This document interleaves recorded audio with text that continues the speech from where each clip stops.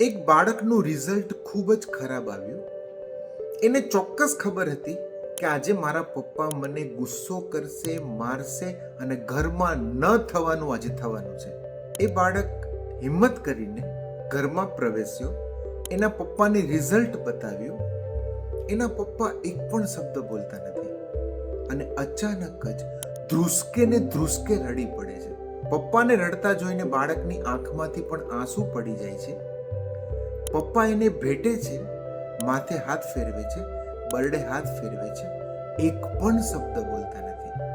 અને એ બાળકને એવી અસર થાય છે કે પછી એનું રિઝલ્ટ ક્યારેય પણ ઓછું ના આવ્યું. આવું જ કંઈક ગાંધીજીના જીવનમાં પણ થયું હતું. હું આપને એવું નથી કહેતો કે દર વખતે આપણે રડીએ, પરંતુ એ વાત તો ચોક્કસ છે કે શબ્દો કરતાં સંબંધોમાં લાગણી વધારે સંગીન હોય છે અને એની અસર લાઈફ ટાઈમ રહે છે. પરિવર્તન શબ્દો કરતાં વધારે લાગણી કરે છે. ટ્રાય કરીએ. જય હિન્દ, જય ભારત.